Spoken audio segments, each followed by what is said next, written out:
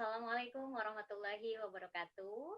Selamat pagi, salam sejahtera, Om Swastiastu, Namo Buddhaya, salam kebajikan. Terima kasih sekali lagi atas kesempatannya. Saya juga akan mengucapkan terima kasih kepada Ibu Rosyane yang bertindak sebagai Ketua Panitia acara ini. Terima kasih telah mengundang saya. Perkenalkan, nama saya Mia Srimiati. Pada kesempatan ini saya akan sharing materi mengenai gizi seimbang dan suplemen. Mana yang lebih baik untuk mencegah COVID-19? Sedikit tentang saya, next.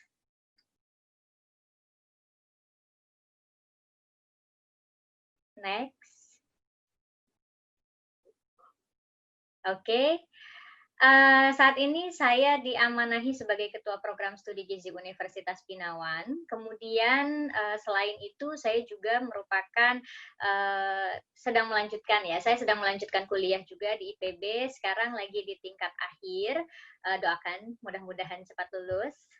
Next. Oke. Kita lihat grafik ini ya.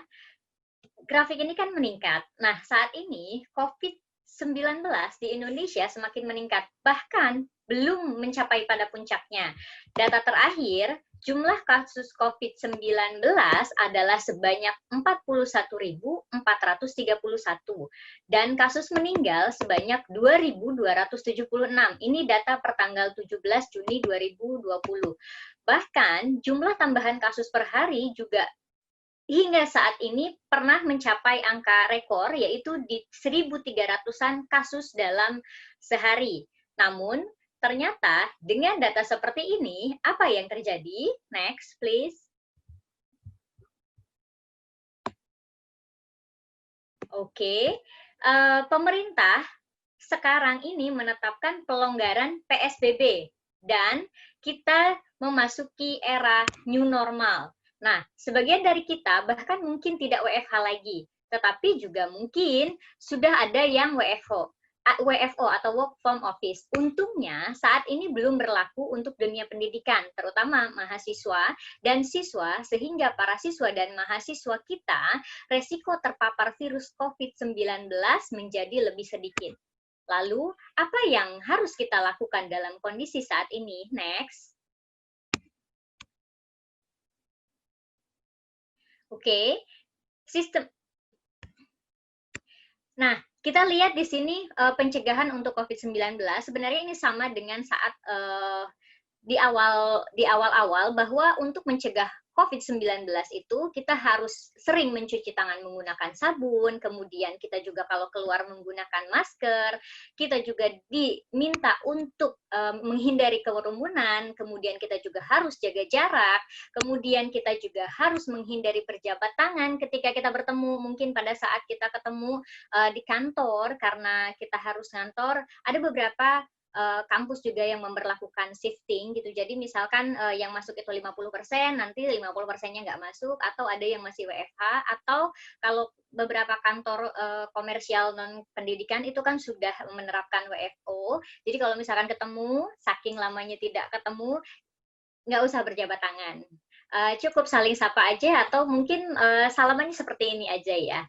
Kemudian kita jangan sentuh area mata, area hidung, juga area mulut. Nah, karena itu akan meningkatkan risiko terpapar COVID-19. Serta tingkatkan imunitas kita. Next. Nah, sistem imunitas itu terbagi menjadi dua, yaitu sistem imunitas yang innate atau innate immune system dan imunitas adaptif. Nah, imunitas bawaan atau innate immune system itu akan aktif ketika sel dengan menggunakan set reseptor khusus. Di sini set reseptor khusus itu adalah pattern reseptor atau PRR, mengenali berbagai jenis mikroorganisme seperti bakteri, virus, dan lain-lain. Nah, yang telah berhasil menembus inang. Kemudian, proses pengikatan reseptor ini akan mengaktifkan proses fagositosis oleh makrofag dan neutrofil.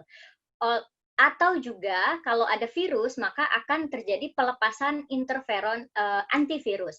Banyak sekali mekanisme yang terjadi dalam innate immune system ini, namun mekanisme tersebut tidak spesifik bereaksi terhadap kerusakan jaringan tertentu.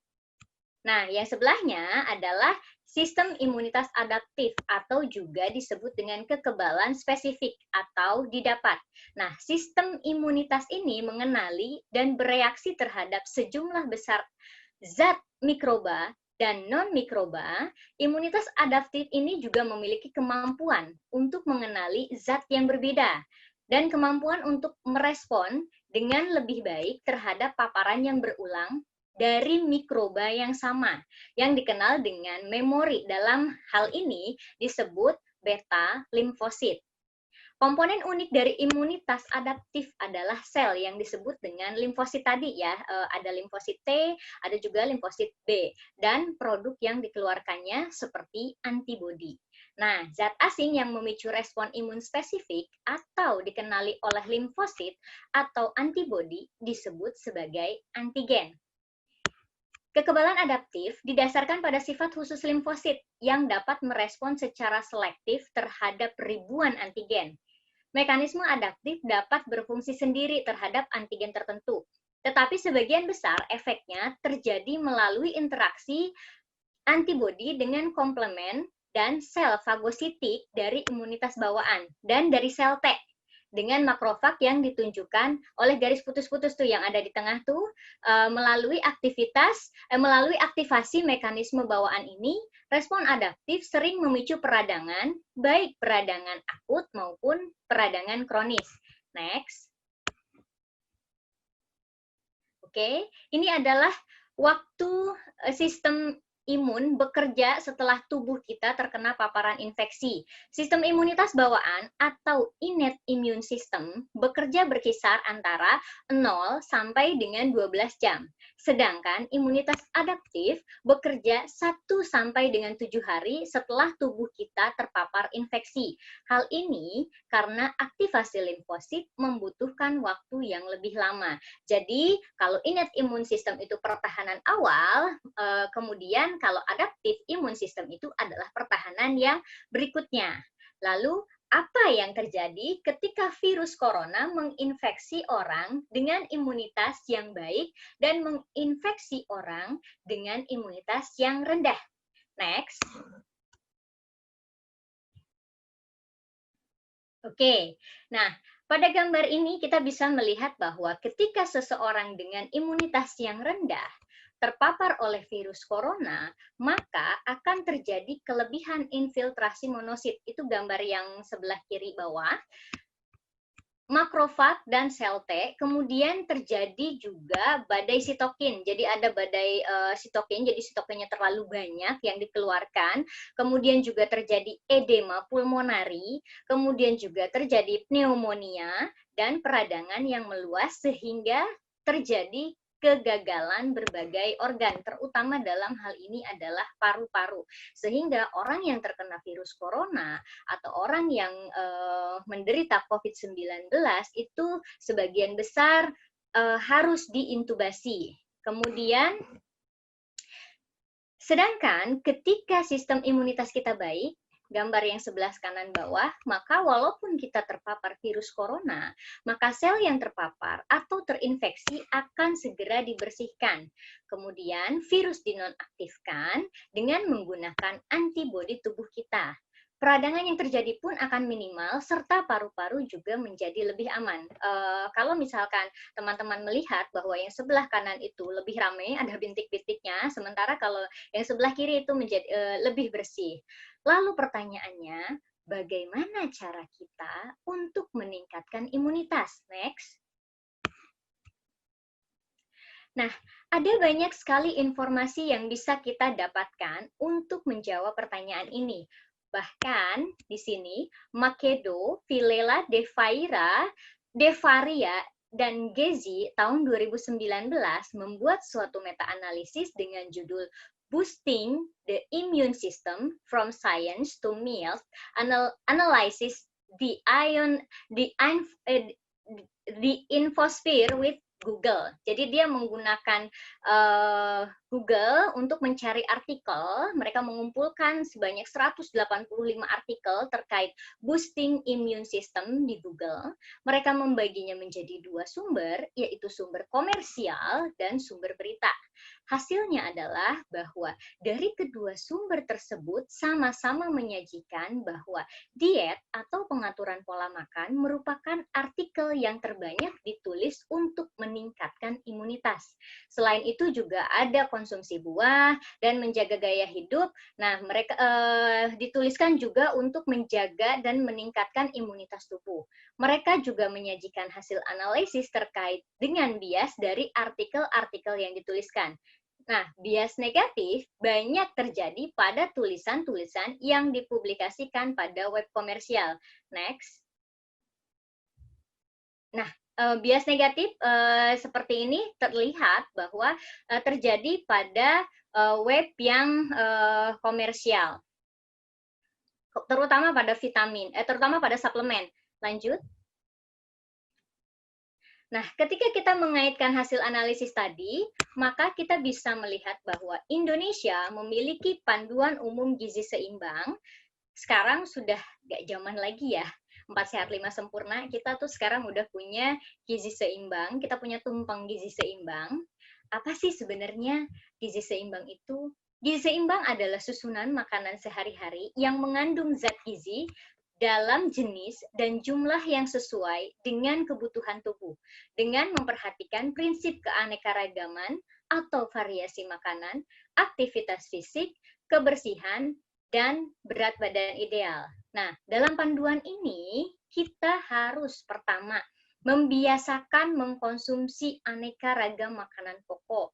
Kita juga harus membatasi konsumsi panganan manis, asin, dan berlemak. Kemudian kita juga harus melakukan aktivitas fisik yang cukup dan mempertahankan berat badan ideal. Ingat ya, timbang berat badan, pantau berat badan.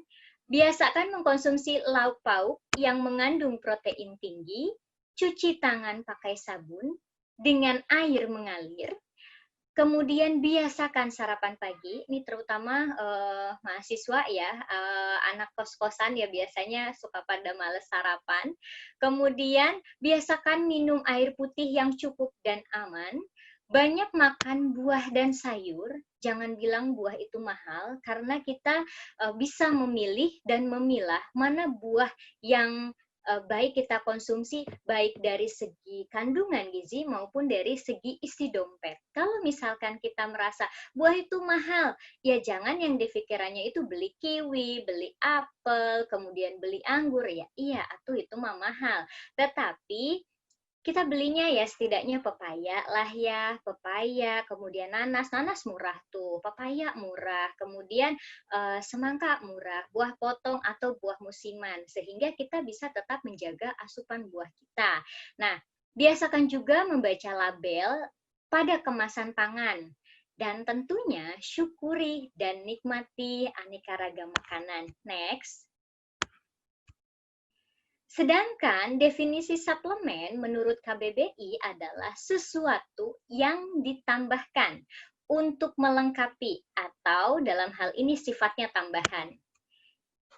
Next, jadi kalau ditanya mana yang lebih baik antara menerapkan gizi seimbang atau konsumsi suplemen, nah, Sohrabi et al. Tahun 2020 dan Zafasky serta Falsi tahun 2020 mengatakan bahwa efek suplemen vitamin pada kekebalan tubuh itu sebenarnya sulit diukur.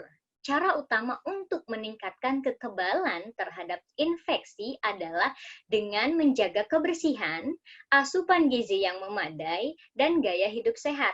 Sudah representasi dari gizi seimbang tadi kan? Jadi bukan hanya gizi seimbang, tetapi beberapa jurnal pun mengatakan hal yang serupa. Namun, dalam hal ini bukan berarti kita tidak membutuhkan suplemen, terutama dalam situasi pandemi COVID-19. Konsumsi suplemen itu akan berguna bagi kelompok rentan yang terjadi dan orang-orang yang memiliki status gizi tidak normal. Jadi kalau misalkan status gizi kita normal dan kita bisa menerapkan gizi seimbang, maka sebenarnya kita tidak membutuhkan suplemen. Namun, yang terjadi pada saat awal pandemi COVID-19, pas awal-awal bulan Maret tuh ya, yang terjadi adalah orang berbondong-bondong mencari dan menyetok suplemen. Sehingga orang yang benar-benar membutuhkan suplemen sulit untuk mendapatkannya di apotek lah, di Indomart, di Alfamart, itu rata-rata out of stock. Kalaupun ada, harganya itu relatif mahal. Ada kenaikan 20% sampai dengan 100% dari suplemen, terutama vitamin C. Nah, kemudian oleh karena itu, saya bersama rekan saya mencoba melakukan survei untuk menemukan hubungan. Sebenarnya ada nggak sih hubungan antara konsumsi suplemen dengan munculnya gejala COVID-19? Nah, itu kita lakukan pada awal bulan Maret lalu. Responden kami adalah mahasiswa Universitas Binawan sebanyak 423 mahasiswa. Hasilnya yaitu sebagian besar responden mengonsumsi suplemen. Jadi sebagian besar di antara responden kami itu mengkonsumsi suplemen dan sebagian besar di antara mereka tidak menunjukkan gejala COVID. Tetapi apa yang terjadi ketika kita analisis kedua variabel tersebut? Next. Nah, ternyata setelah kita analisis Pearson chi-square, tidak ditemukan hubungan yang signifikan antara konsumsi suplemen dan munculnya gejala COVID-19 pada responden. Dalam hal ini respondennya dewasa ya, karena kan mahasiswa. Jadi kan mereka dewasa muda dan sebagian besar dari mereka setelah kita analisis status gizinya juga normal. Next. Kemudian kami menganalisis data konsumsi suplemen pada responden yang menunjukkan gejala COVID-19 dan hubungannya dengan kondisi dalam melakukan aktivitas fisik sehari-hari. Nah, jadi yang mengkonsumsi suplemen itu tetapi dia menunjukkan gejala COVID. Nah, kita tanyakan apakah Anda dapat melakukan aktivitas fisik sehari-hari dengan kondisi ini atau harus beristirahat. Nah, tetapi kami juga tidak menemukan hubungan di antara keduanya. Jadi sama aja antara yang mengkonsumsi suplemen dengan yang tidak mengkonsumsi suplemen. Kemudian, next. Hal ini diduga karena sebaran jenis kelamin pada responden kami sebagian besar adalah perempuan. Seperti yang teman-teman lihat, sebagian besar responden kami adalah perempuan. Dan ternyata menurut epidemiolog di Cina, dampak COVID-19 itu 1,64 kali lebih parah pada pria dibandingkan dengan wanita. Hal ini karena virus corona mengikat target pada banyak sel di epitel tadi, di paru-paru, yang dapat mengekspresikan enzim pengubah angiotensin 2 atau ACE2 atau angiotensin converting enzyme. ACE ini pada kromosom X memiliki alel yang tahan terhadap virus. Ini berdasarkan jurnal dari G et al. Tahun 2015 dan Su et al. Tahun 2020. Next. Nah, pada survei ini, jenis suplemen yang paling banyak dikonsumsi adalah vitamin C, kemudian multivitamin dan suplemen, dan yang paling sedikit adalah madu dan suplemen herbal. Jadi, beberapa di antara mahasiswa kami juga ada yang mengkonsumsi madu dan suplemen herbal untuk mencegah COVID-19 ini. Next. Nah, next. Lee et al. Tahun 2019 dan Maria et al. Tahun 2012 mengatakan bahwa vitamin C dapat menurunkan kerentanan terhadap infeksi saluran pernafasan.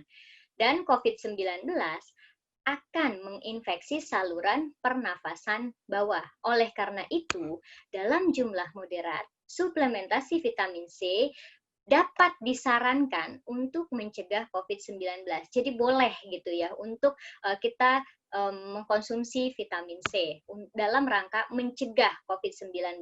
Tetapi tetap yang lebih baik lagi adalah kita memenuhi asupan gizi kita dengan menerapkan gizi seimbang.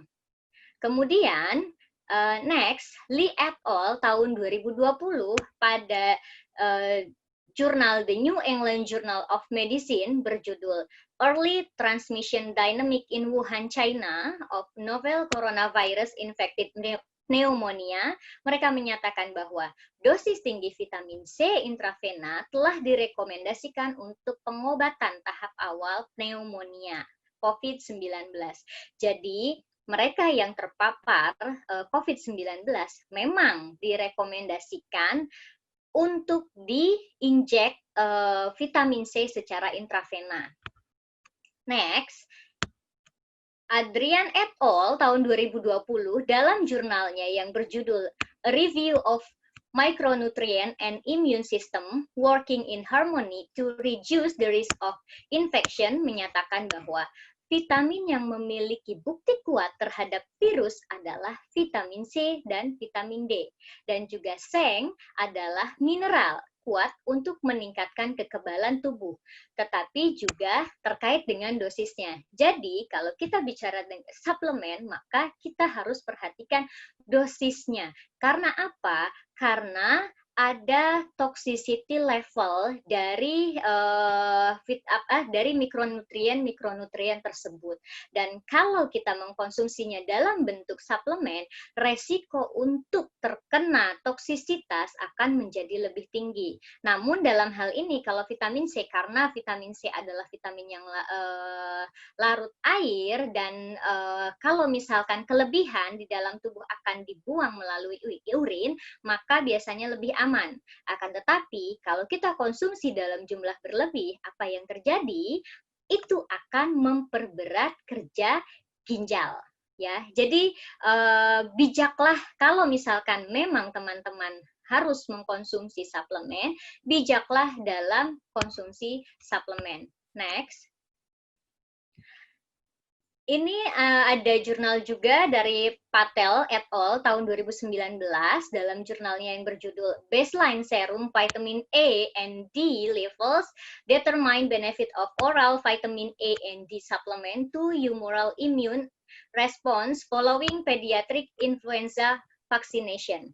Nah, menurut dia, manfaat suplementasi vitamin A dan D pada kelompok anak yang memiliki status vitamin A dan D rendah akan terlihat signifikan terhadap imunitas dibandingkan dengan kelompok anak yang cukup status vitamin A dan D-nya saat baseline. Jadi, kelompok yang memang menunjukkan respon lebih baik terhadap imunitas setelah disuplementasi adalah kelompok yang status vitamin A dan D-nya rendah.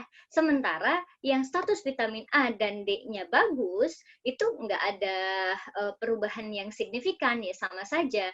Jadi bagi teman-teman yang kalau misalkan merasa asupan gizi seimbangnya cukup, asupan gizinya cukup, kemudian aktivitasnya baik, kemudian tidak stres juga, terhidrasi dengan baik, maka sebenarnya teman-teman tidak membutuhkan suplemen. Kesimpulannya, menerapkan gizi seimbang dalam kehidupan sehari-hari dapat memenuhi kebutuhan zat gizi, sehingga tidak memerlukan konsumsi suplemen. Kemudian yang kedua adalah konsumsi suplemen dibutuhkan bagi kelompok rentan dan pasien COVID-19 untuk membantu proses recovery. Dan yang terakhir, tidak ada hubungan antara konsumsi suplemen dengan munculnya gejala COVID-19, terutama pada dewasa muda dengan status gizi normal. Ini daftar pustaka yang saya gunakan. Next. Suplemen makanan bukan untuk menggantikan makanan, tetapi untuk melengkapi makanan. Terlebih lagi, tidak ada suplemen yang dapat menggantikan peran dari penerapan gizi seimbang.